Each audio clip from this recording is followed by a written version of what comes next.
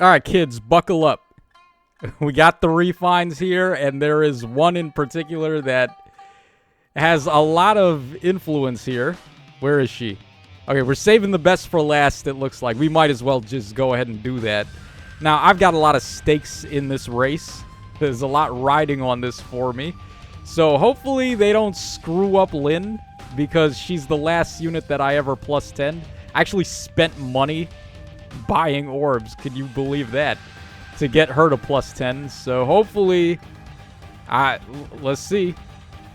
All right, we're starting things off with Erinys here. That is way too big. Let's make that a little bit smaller. All right, so Erinys, what's the name of her weapon? Celeste Frost. All right, grants attack up 3, enables Canto 2 if unit initiates combat or if the foe's HP is over 50% at the start of combat. Grants attack and speed up 6 and defense and res up 5 to unit. I really don't know why they do that. Like, is there a reason to do 1 less point for defense and res?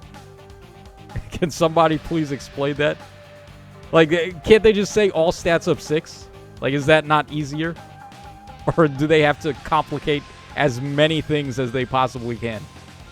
All right, regardless, reduce damage from foe's first attack by 7 on their first attack and brave attack. Neutralize effects that guarantee foe's follow-ups and prevent units' follow-ups. And also, if unit is in 4 spaces of a certain target ally, unit attacks twice during combat. If support partner is on player team, targets any support partner. Otherwise, targets ally with the highest speed on the player team. Okay. So she gets a brave attack there. All right, and then the green effect here is at start player phase or enemy phase, if unit is in 2 spaces of an ally, grants attack and speed up 6, special cooldown charge +1 per attack during combat, and dodge to unit and allies in 2 spaces for 1 turn.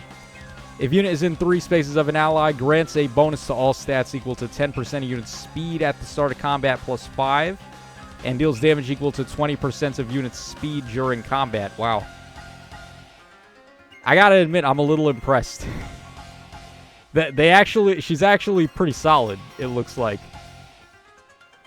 Yeah, because, I mean, they gave her a lot of percentages in the green part. Like, and then she's got brave attacking now. Yeah, she seems like she'll be pretty competent. Okay, let's go ahead and move on to Miranda up next. Now, Miranda is a 4-star demote that I'm sure anybody could plus 10 her right now if her refine is actually good. So let's hope that it is. Grants weapon triangle advantage against colorless foes and inflicts weapon triangle disadvantage on colorless foes during combat. At start of combat, if unit's HP is over 25%, grants all stats of 5 to unit. Deals damage equal to 20% of res, and reduce damage from foes' attacks by 7 during combat.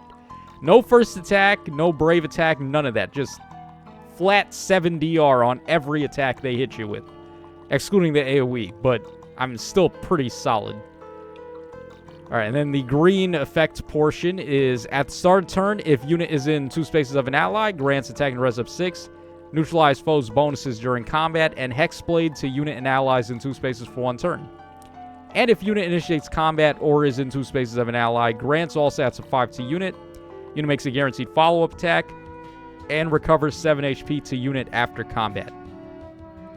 Okay, they had me in the first half. They kind of tapered out a little bit towards the end there, but overall this is pretty good for a 4-star. It's no Seteth, but it's pretty good.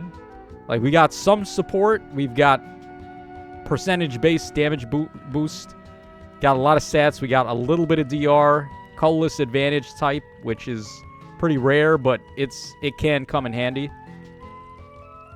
Her stats are going to let her down, though. Her stats are not that great, unfortunately. But, I mean, she's not awful. This is I would say this is acceptable for a 4-star and 3-star banner demote that's been in the game for a very long time. This is certainly acceptable. Okay, let's move on to Fernand up next. So, Canto 2. If unit initiates combat or if foe's HP is over 75% at the start of combat, grants all stats of 5. Deals damage equal to 20% of defense. And unit makes a guaranteed follow-up attack during combat. At start of turn, oh, wait, hold on. Oh, it's only in 1 page? Ugh. Okay, at the start of turn, if unit's HP is over 25%, inflicts attack and defense -7, discord, and stall on the closest foes and any foe within 2 spaces of those foes through the next action. So stall is making a comeback. I mean, stall is like kind of okay. It messes with people that have +1 movement from anywhere. So, like, Sigurd Ring counts, so that could be helpful. Also, at the start of combat, if unit's HP is over 25%, grants all stats of 5 to unit and inflicts special cooldown charge -1 on the foe per attack during combat. And recovers 7 HP after combat. I mean, most of what he's doing is just his debuff, really. He's getting some in-combat stats. He's getting 20% true damage based on defense. Would have been nice if they gave him true defense as well. That's something he definitely would have needed. Another all stats of 5, guards, 7 HP recovery. Yeah, really it's just like his debuff is the main selling point here. And we've already got allies that can do stall. Like, for example, Duo Loki and Thor, who are never going away, it seems. They inflict stall, and then they've got the best duo button in the game still. Okay, we have Dedue up next. Now, Dedue could be pretty interesting if they give him the Gatry treatment. Let's see if they did. If unit is in 3 spaces of an ally, inflicts attack and defense -6 on the foe, deals damage equal to X% of unit's defense, excluding on AoEs, and reduce damage from foes' attacks by X% of unit's defense during combat, excluding AoEs. And if unit is in 3 spaces of a certain target ally, X is 30, otherwise X is 20.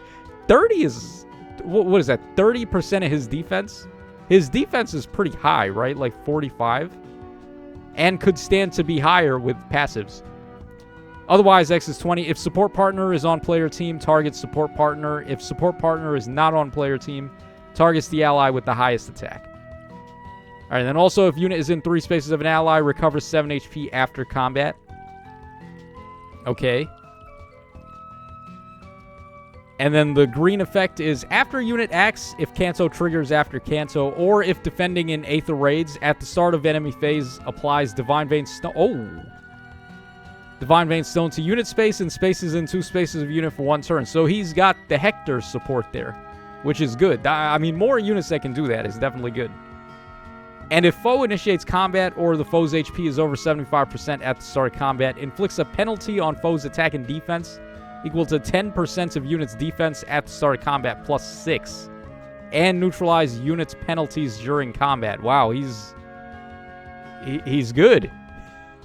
No, they actually did it. They gave him... he's as good as Gatry. Is he better than Gatry? He's probably better because he's got the stone tile support.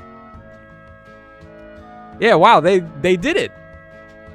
Okay, shout-outs to Dedue, man. If you're a Dedue fan, this is definitely a good time.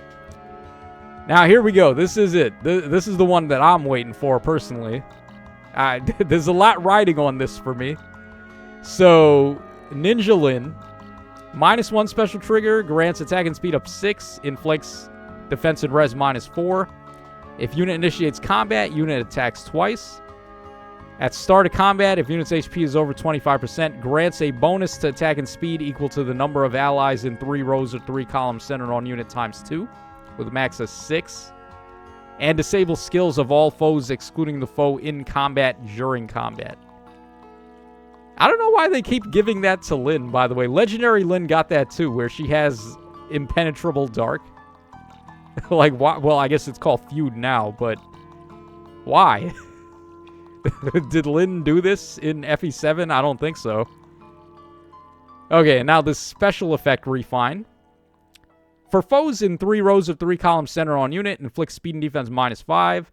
Reduce percentage of foes' non-special DR by half. And those foes suffer guaranteed follow-ups during combat. Oh, they gave her like a super version of... what is it called again? Not whole Crux, right? Crux? So it's basically doing everything Crux does and also tacks on 50% DR cut on the enemies, which is pretty cool. All right, then also at the start of combat, if unit's HP is over 25%, deals damage equal to 20% of unit's speed. Okay. Now we're talking. True damage based on speed, thank you. attacking speed of 6 right there. And then also over here, we're getting, I mean, not a high number, a max of attacking speed of 6. They could have certainly, they could have let this go up to like 14, I think.